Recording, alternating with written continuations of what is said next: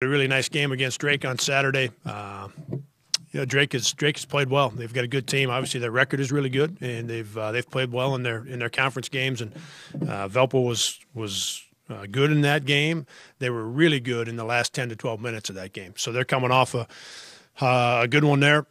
A couple games earlier, they won at Evansville, and I think all of us are well aware of what it's like to go on the road and try to sneak one out. So a win at Evansville on the road, and then in their last one against Drake, who, like I said, Drake's got a good team again, and they Velpo put a great run together to finish that game off, and so they've played well. With that, I would take your questions. Yeah, I'll just open it up. How different are they this year without having those two big 7-footers? Are they playing different? Yeah, yes, and they look a lot different without that size inside. And they are different.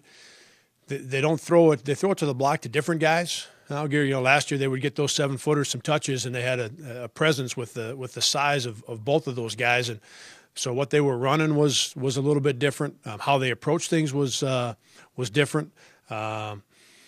Those guys at those positions now, at that center position, are guys that are skilled. Guys that are shooting 3-point shots for them, guys that handle the basketball. McMillan's big and strong, but even so, he's comfortable shooting 3-point shots, and you didn't have to deal with that last year with the 2 7-footers. They were not going to shoot the ball from the 3-point line. And then they've played Kaiser at the center position as well. And when they play Kaiser at the center position, they're really playing five guards. Kaiser would be more of a forward, I guess, but he's skilled. He handles the ball. He passes it well. He made 2 important threes in the last 5 or 6 minutes against Drake. So just a very different look than a year ago when they had the 2 7-footers. And this year they're running a lot of 5-man motion, which is something that they didn't do a year ago. So that's a different look as well. After the performance you guys had on Saturday, are you kind of at a place with this offense where it might be fair to not be calling it new anymore? It's kind of just your offense now, especially given the way that the guys have been executing it? Yeah, and I'd say, Cole, we probably hit that even a year ago at the end of the year. So the last month in the Valley tournament, we found some of that where guys got pretty comfortable with things we were doing the last month of the season last year. We certainly weren't doing in the first month. Even in December and January, some of the reads that we were making, the confidence the guys had in each other, the confidence that they had in the offense, what to look for, the understanding of why we were doing certain things or why we make this read, depending on how we're being defended. We saw some of that in the last maybe 3 weeks is closer, and then heading into St. Louis. We were a much better offensive team during that period of time than we were for the first 2 to 3 months, and because we've got we've been healthy for the most part, and the guys are second year in the system. I think that they've got a pretty good confidence in it right now. To kind of use like a college term, you guys are kind of maybe instead of 101 of the offense, you're at 202 now. You're at 200 level, maybe 300 level of the offense. Yeah, it's certainly moving. It's moved that way already, and I just think a big part of that. It's always hard to put a number on experience, and this team has got more experience. It's got a good level of experience, and that experience is not only what we see on the game floor, but in the practice setting. And I'll go to Luke McDonald, who we've talked about a little bit at different times in his role this year compared to what his role last year.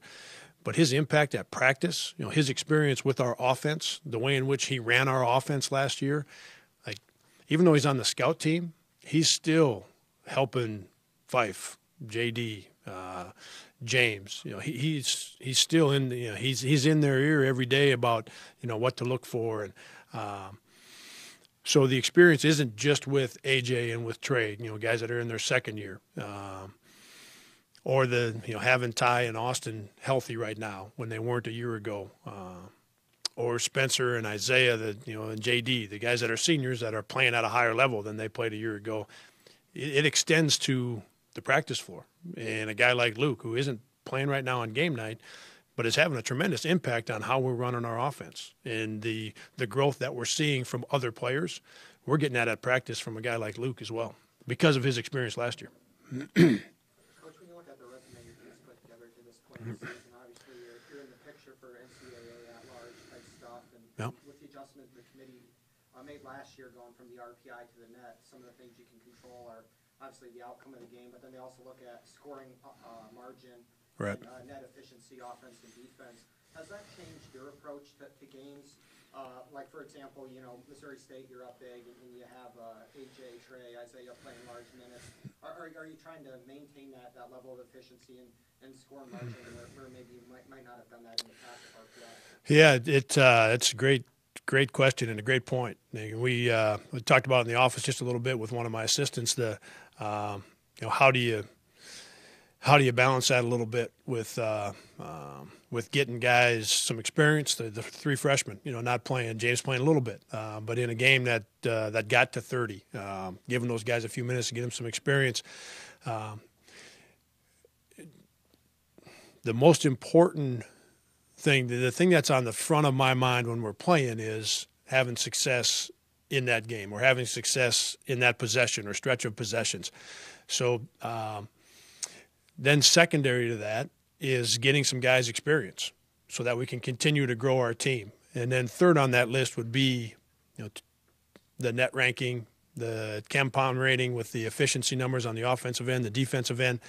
That's the order that I think about them. And now I've had to think about it much differently over the last year plus because of the net ranking. And maybe I've had to think about it a lot more. I still, you want to finish things. If you do have a lead, you want to finish it. We scored 7 points in the last 9 minutes, I believe. I made a note when I was watching the film that, man, we played great. We had a terrific game on Saturday, and we didn't do anything different. But at the end of the day, we scored 7 points. I would have rather scored 20 points, and not for any other reason than we were really playing well, and we were still getting some pretty good possessions. Would have rather scored 20 for the net ranking and for KenPom and for our efficiency numbers, because when given the opportunity, you do need to do that. If you pick up a couple of spots in those rankings because you've finished a game off, whether you're up by 20, you're up by 10, you're tied, or you're down by 10, or you're down by 20. Like any situation, if there's an opportunity to finish it off with some good possessions because of what the NCAA has told us with the net ranking, that needs to be a little bit of or a part of what you're thinking about. I don't necessarily like that, but those are the rules we're playing by right now when it comes to the at-large stuff. And when you look at it, you don't have any quad one games, on the rest of your schedule. So do you feel like in game you almost have to make some of those statements to, compete with some of these other schools that could have a bunch of quad one teams that are playing over the next 10, 15 games? Yeah, it's the reality that we're living in right now, and again, as I've thought about it, and maybe it's something that I need to rearrange the order of it, Nick. But when I think about it, and when we go into the game and when we're playing the games, number one is, how are we playing, and what do we need to do? What do we need to do with what we're running with substitutions to keep playing well? And then two, can we get some experiences for some younger guys to keep growing as a team?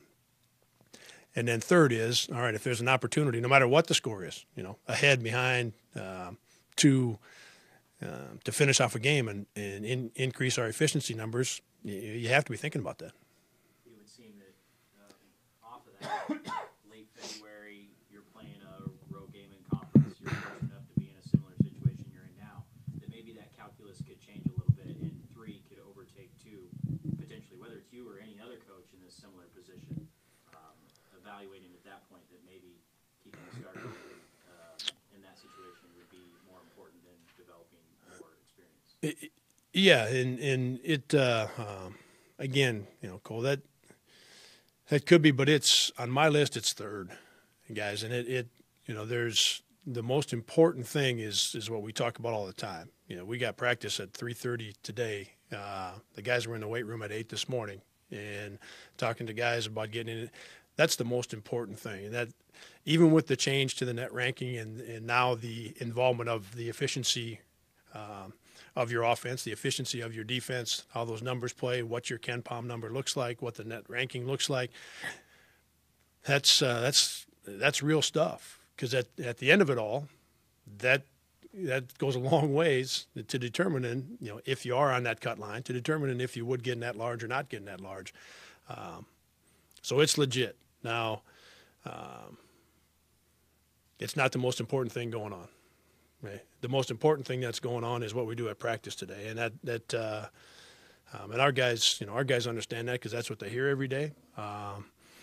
But it's a great question, Nick, and it's a reality of college basketball right now. That not only are you working on what your practices are like every day, and is your team ready to play, and going out there and trying to put your best foot forward and play as good as you can. But now you got to think about, okay, if there's an opportunity to improve our ratings a little bit, you almost got to try to do that too. Especially given our situation, and I don't like that. But I also don't have any control over it. So we're not going to approach things any differently because of, if it was 10 years ago and we had that same game with Missouri State, in a game that we're playing really well, or maybe, guys, I'd go back to, we had a game at Drake in 2015 when Dion and Marv and Seth, those guys were seniors. I believe we were down 2 at halftime. We came out in the second half and went on some sort of 30-2 run of sorts, so 32-4, 30-2. It's a crazy run. And I didn't sub one time. And so it was like a 34-32 at halftime, and then it was like 62-36. And there's 8 minutes left, and I didn't sub once. Now, the timing might be off a little, or the score might a little bit, guys, but we were playing so well that I didn't want to interrupt it. And so at that time, there was no net ranking, right? The KenPom stuff, that wasn't part of the equation, and I handled it the same way I handled the Missouri State game. And maybe that helps you a little bit in terms of my thinking. It is the reality of where we're at, but the most important thing to me is how we're playing. And what is that group of guys doing? And we were playing so well against Missouri State, I just didn't want to interrupt it. And on that team in 2015, guys, Wes Washman's on the bench, Paul Jesperson's on the bench. Those guys are older guys, and all conference, with Wes the next year. And I didn't put them in the game because we were playing so well. That unit was playing so well. So that's still my first priority. So if you got a group of 5 that's rolling, you're just gonna keep that's kind of been. Yeah, if we're rolling like that, right? And because you don't have that happen that often, especially on the road. Like the other day on the road at Drake and that one, the game's basically tied at half, and then we go on a crazy 30-2 or 30-4 type run. It doesn't happen that often, and when it's going that well, like I said, I don't want to interrupt it. The goal is to play as well as you can during that 40 minutes, and now if there's a way to impact that efficiency numbers, you do have to think about it a little bit, but I guess I don't. I don't think about it much while the 40 minutes is going on. Maybe it's something that I need to, but man, I just care about how we're playing.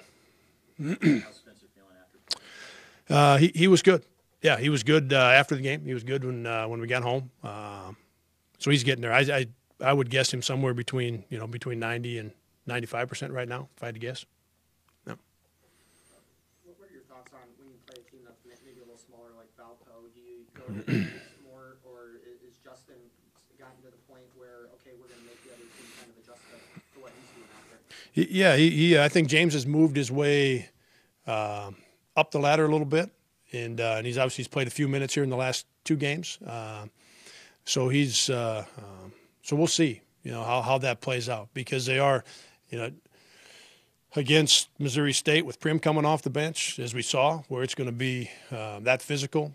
Against Bradley with Koch Barr and the 7-footer coming off the bench, right? Those matchups. This one, it's much more done on the perimeter. A lot of 5-man motion, a lot of stuff out on the perimeter. and may fit James just a little bit better. So we'll see how that plays out. Both those guys are very comfortable playing either one of those guys, playing both those guys, James and JD right now. Anybody else? All right, thanks.